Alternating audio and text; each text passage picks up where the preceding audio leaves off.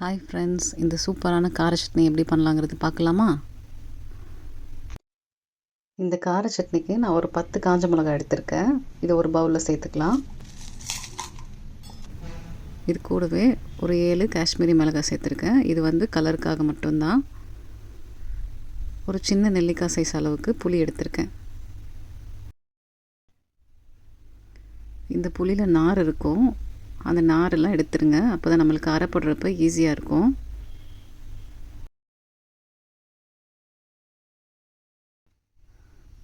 அவ்வளோதான். இப்போ இந்த பவுலில் சேர்த்துக்கலாம். இப்போ இது கூடவே சுடு தண்ணி கொஞ்சமாக சேர்த்துக்கிறேன். இது நல்லா ஊறணும் ஒரு 10 நிமிஷத்துக்கு. இப்போ இதை நம்ம ஒரு மிக்சர் ஜாரில் சேர்த்து அரைச்சிக்கலாம். இது கூடவே கொஞ்சமாக அந்த சுடு தண்ணியும் ஆட் பண்ணிக்கலாம். இப்போ இது நல்லா நைஸாக அரைச்சிட்டு வந்துடுங்க.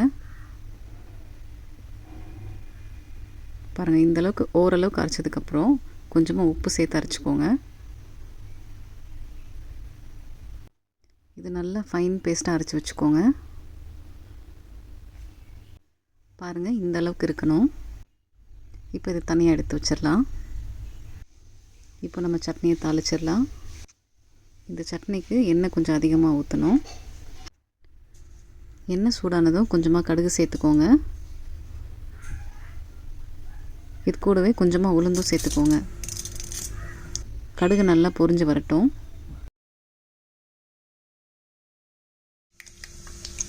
கடுகு நல்லா பொரிஞ்சு வந்துச்சு. இப்போ இது கூடவே கொஞ்சமாக கருவேப்பிலை இலைகளை சேர்த்துக்கலாம். இப்போ நான் ஒரு 5-6 பல் பூண்டை இந்த மாதிரி சின்ன சின்னதாக கட் பண்ணி வச்சுருக்கேன். ஒரு பெரிய சைஸ் வெங்காயம் பொடி பொடியாக கட் பண்ணி வச்சுருக்கேன். நீங்கள் சின்ன வெங்காயம் இருந்தால் அது கூட சேர்த்துக்கலாம்.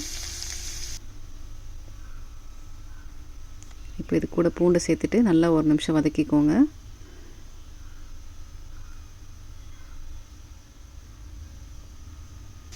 இப்போ கட் பண்ணி வச்சுருக்க பெரிய வெங்காயத்தையும் சேர்த்துக்கலாம்.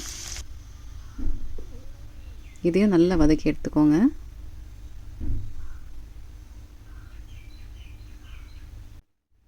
வெங்காயம் சீக்கிரமாக வதங்கிறதுக்காக கொஞ்சமாக உப்பு சேர்த்துக்கலாம்.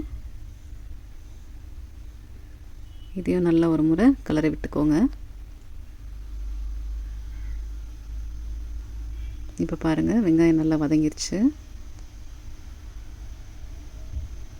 இப்போ இது கூடவே நம்ம அரைச்சி வச்ச பேஸ்ட்டு சேர்த்துக்கலாம்.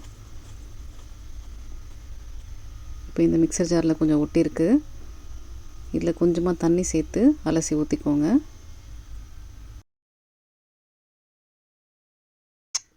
இது நல்லா ஒரு முறை கலந்து கொடுங்க.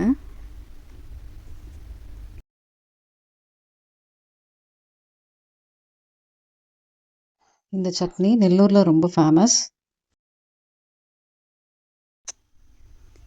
இப்போ இதுக்கு தேவையான அளவு உப்பு சேர்த்துக்கோங்க. உப்பு சேர்த்துட்டு நல்லா ஒரு முறை கலந்து கொடுங்க. இப்போ இது மேலே தெரிக்கும், அதுக்காக மூடி போட்டு வச்சுக்கலாம். ஒரு 5 நிமிஷம் கழித்து பார்க்குறேன்.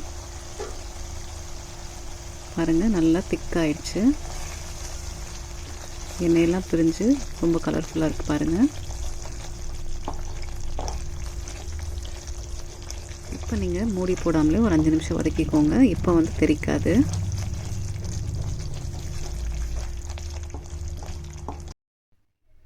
ஒரு 5 நிமிஷம் ஆயிடுச்சு. பாருங்கள், நல்லா திக்காயிடுச்சு.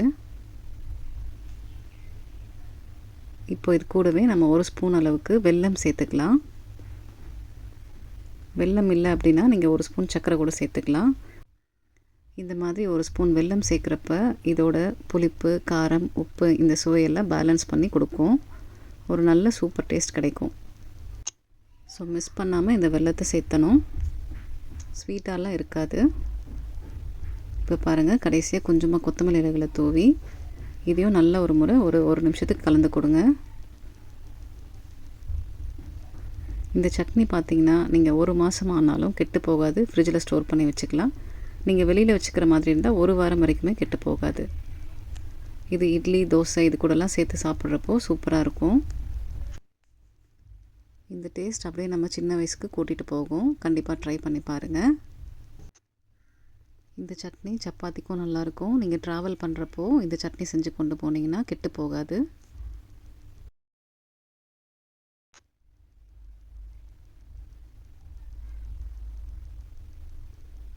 பாருங்கள், பார்க்கவே நல்ல கலர்ஃபுல்லாக சூப்பரான ஒரு டெக்ஸ்சரில் இருக்குது. இந்த சட்னியை நீங்களும் ட்ரை பண்ணி பாருங்கள். ட்ரை பண்ணி பார்த்துட்டு எப்படி இருந்துச்சுன்னு எனக்கு கமெண்ட்ஸில் சொல்லுங்கள். இந்த வீடியோ உங்களுக்கு பிடிச்சிருக்குன்னு நம்புகிறேன். அப்படியே நம்மளோட சேனலை லைக் பண்ணிவிட்டு சப்ஸ்கிரைப் பண்ணிவிடுங்க. கூடவே இருக்க பெல் ஐக்கானையும் கிளிக் பண்ணிக்கோங்க. இதே போல் வேறு ஒரு இன்ட்ரெஸ்டிங்கான ரெசிபியோடு உங்களை சந்திக்கிறேன். தேங்க்யூ.